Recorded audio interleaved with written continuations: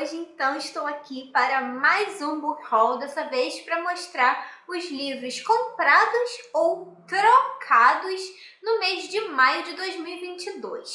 Sim, eu fiz várias trocas de livros em sebo, que é um hábito que eu tenho, que eu gosto bastante, porque eu acho uma ótima maneira de renovar a estante sem gastar R$ 1. Então tem várias troquinhas legais, mas eu também fiz umas compras. Eu comprei livros, na verdade quadrinhos, na famigerada Feira da Unesp. E eu também comprei umas coisinhas aqui e ali em feiras, em sebos, em promoções e etc. Então, se você quer indicações de livros fora da caixinha, fora aí desse hype que todo mundo comenta no Booktube, vem comigo que só tem dica de livro bom aqui. Bom, vou começar mostrando as compras que eu fiz na Feira da Unesp, que na verdade foi uma compra só de 2 quadrinhos. Eu achei que eu ia passar batida por essa feira, porque eu não tava com nenhuma urgência consumista, porém eu vi que a editora Veneta estava participando, estava ali com 50% de desconto no seu catálogo, e tinha... Na verdade, tinha vários quadrinhos que eu tava de olho, mas tinha 2 em especial que eu queria muito, que já tava no meu radar, porque eu já tinha folheado e em livrarias físicas estava muito pilhada para ler. E eu vou mostrar aqui. O primeiro vai ser o Incidentes da Noite, uma graphic novel que vai ter uma narrativa de suspense, meio que de investigação, só que vai envolver uma espécie de sebos, uma espécie de livrarias escondidas, secretas na França. E eu gosto muito dessas histórias, assim, juntou livro que fala de livros, livrarias, de sebos e afins, com investigação policial, com um mistério a ser desvendado. É muito meu número, estou muito empolgada para ler esse aqui. E eu comprei um mangá, que é O Homem Sem Talento. Esse mangá aqui vai trazer a história desse cara, que ele é autor de mangás, ele é desenhista, ele é uma espécie de alter ego do próprio autor, então a gente vê que tem um traço autobiográfico aí, possivelmente.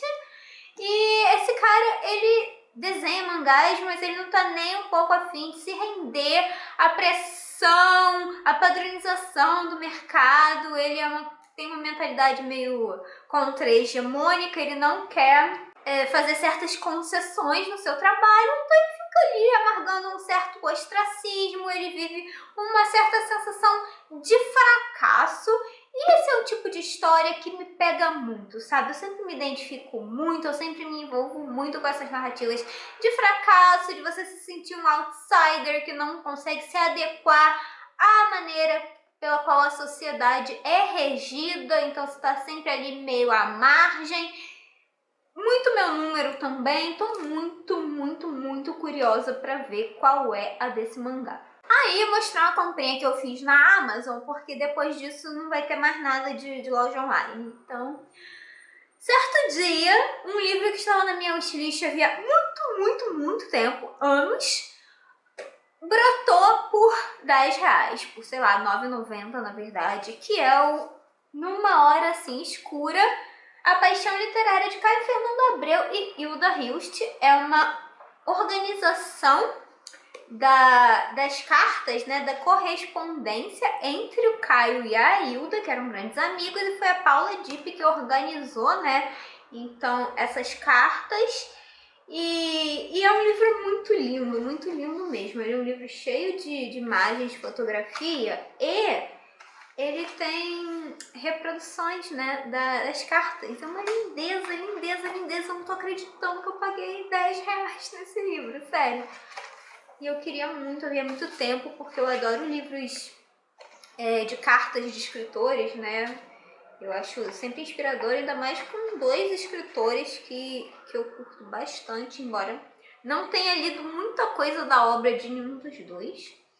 Então é isso, vai ter esse compilado das cartas, vai ter umas confabulações também, falando do Caio Fernando Abreu. Fisicamente muito lindo, e eu acho que vai ser muito inspirador também. Então fiquei muito contente de botar minhas patinhas nele. E aí rolou aquela famigerada feirinha itinerante que eu sempre comento aqui, e ela passeia pelos bairros do Rio de Janeiro e eu sempre fico com as minhas anteninhas ligadas porque eu sempre consigo garimpar alguns achados muito interessantes e dessa vez não foi diferente, né? Eu tinha poucas barracas, não tinha muita coisa, muita opção de livros e tal, mas tinha lá uma banquinha de livros por R$ 5 e eu consegui achar um livro que eu queria há muito tempo também, que é O Escritor e Seus Fantasmas, do Ernesto Sabato.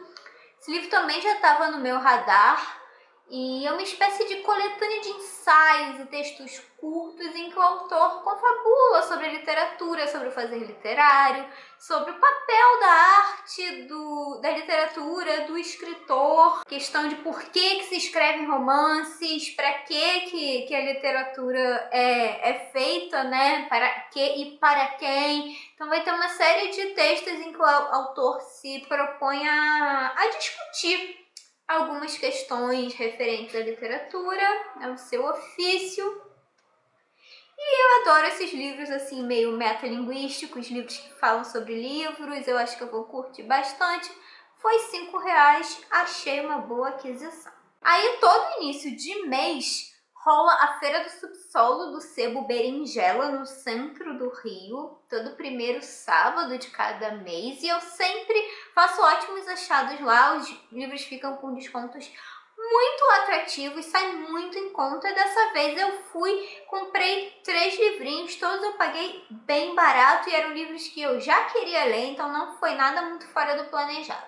Comprei 2 livros do Michael Connelly, que é um escritor de romances policiais, do qual eu gosto bastante, gosto da escrita dele, gosto dos personagens que ele cria. E eu queria já esses 2 livros, que é O Poeta e Dívida de Sangue, já estavam na minha wishlist. E eu paguei acho que R$ 10 cada um, saiu muito em conta, até porque estão em ótimo estado. Então o Poeta, eu fiquei particularmente intrigada pela premissa, porque vai tratar de um assassino, né, de um serial killer, que se não me engano, ele deixa citações do Edgar Allan Poe, aliás. Edgarzinho Allan Poe faz lá a sua participação no livro e eu, como grande fã, fiquei curiosa com essa premissa. Mas enfim, vai ter lá essa questão dele deixar poemas do Edgar Allan Poe, ser encontrado essas citações nas cenas de crime, e eu fiquei muito instigada com isso, muito curiosa. Eu, se não me engano, esse livro não é com o Harry Bosch, que é o detetive dele que eu acompanho a série e tal. Eu acho que esse com outro personagem, outro investigador. Mas, enfim, eu tô bem curiosa com essa sinopse literária, vamos dizer assim, e eu quero logo ler. E eu também comprei o Dívida de Sangue, esse provavelmente muita gente conhece por conta da adaptação com o Clint Eastwood, que eu nunca vi, mas eu quero assistir depois de ler o livro. E esse livro aqui tem uma premissa muito interessante, que é esse agente que ele sofre um ataque cardíaco e ele precisa de um transplante e ele recebe, né, a doação de um coração. Só que o que acontece é que a doadora, ela foi assassinada e ninguém sabe muito bem o que aconteceu com ela, né, tipo, por que ela morreu, quem matou e tudo mais. E ele se sente um pouco em dívida com ela, com a memória dela, porque afinal de contas ele só tá vivo graças ao coração dela, né? Então, meio que para compensar, para aplacar essa culpa dele, pagar essa dívida, ele vai investigar o caso, né? Tentar descobrir quem foi que assassinou essa mulher. Enfim, eu fiquei muito fascinada com essa premissa, achei muito interessante e tô com muita vontade de ler. E eu acho esta capa maravilhosa, eu adoro Corações Anatômicos, aquela aleatória. E eu também comprei o Tentativa de Fazer Algo da Vida, do Hendrik Groen. Eu acho que é literatura holandesa, esse daqui é um pseudônimo.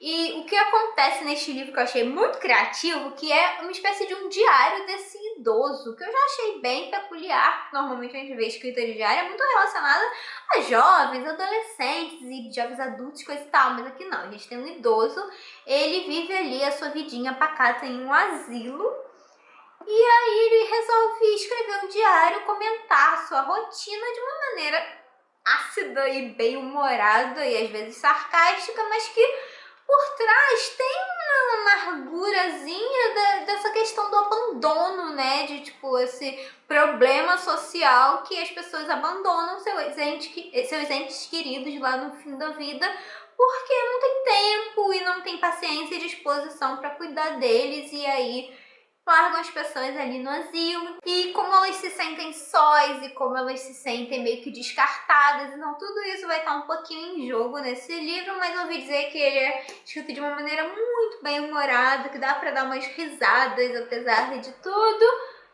Tô bem curiosa. Aí de compras foi isso. Eu vou mostrar agora as troquinhas que eu fiz de livros em sebo e eu consegui ótimos achados. Vou começar mostrando os 2 livros que eu peguei na barraca da Alda, no Largo do Machado. Eu sempre vou lá e sempre tem coisas interessantes, principalmente de romances policiais, que ela tem um acervo bem bacana. É uma barraquinha de rua. E aí eu levei uns livros lá para trocar, porque eu já tinha lido, não pretendia reler, e peguei estes 2. Normalmente ela troca 2 por 1, mas depende do valor, depende do estado do livro, do tamanho, enfim, depende de vários fatores. E aí eu levei, acho que 3, 4 livros, e eu peguei esses 2.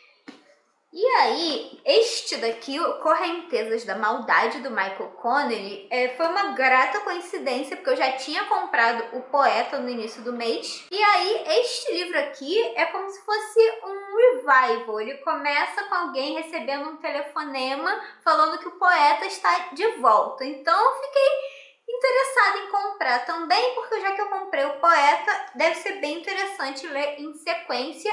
E além desse crossover de ser tipo uma sequência do livro O Poeta, ele também vai trazer, pelo menos ele vai mencionar o agente do Dívida de Sangue. Eu não sei se ele efetivamente aparece, mas ele é mencionado, vai ter alguma coisa a ver com ele, né? Então, eu achei curioso porque 2 personagens de livros que eu já havia comprado vão aparecer aqui. E esse é um romance do Harry Bosch, que eu tô tentando acompanhar a série dele, que é o policial mais célebre criado pelo Michael Connelly.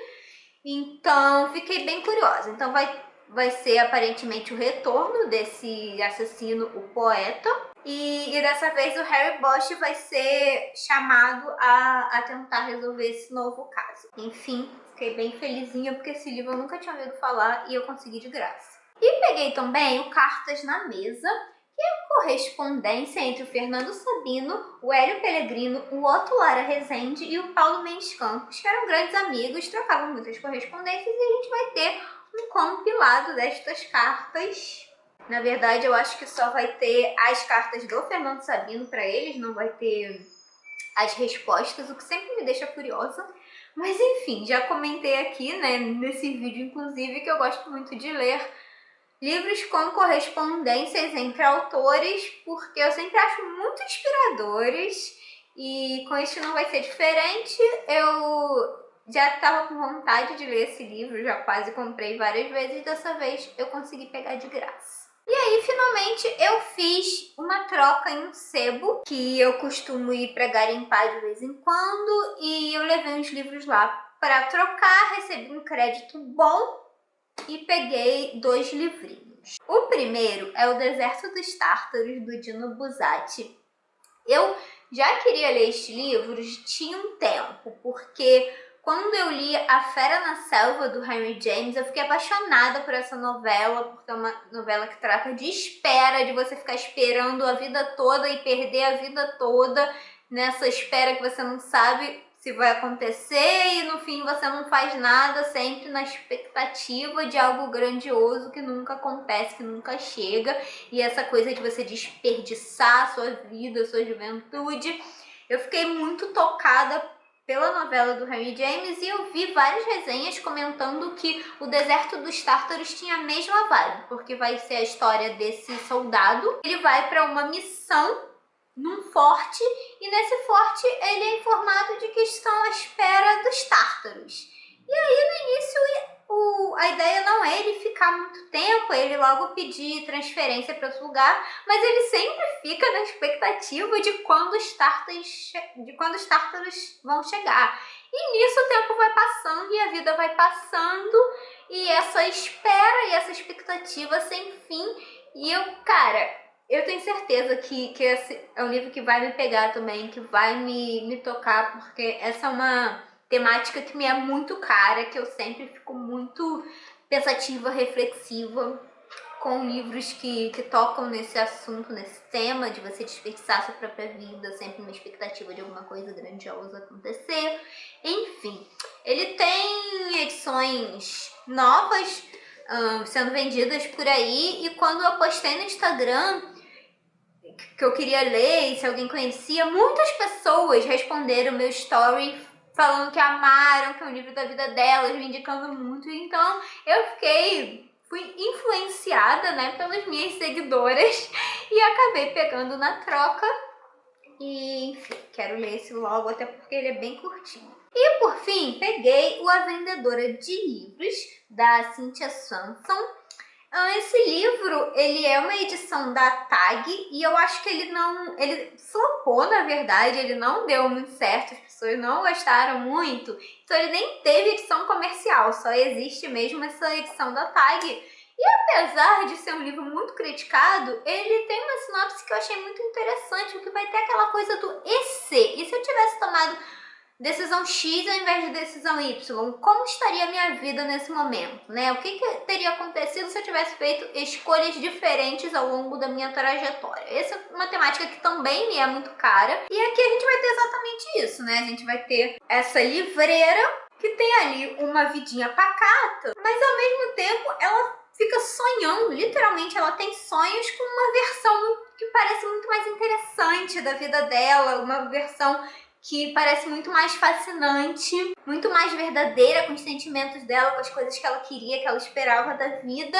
E vai ter essa coisa, né, de EC, de realidades alternativas, e essa questão de, beleza, e como a gente escolhe? Qual vida a gente vai escolher viver? Enfim, eu gosto muito dessa premissa.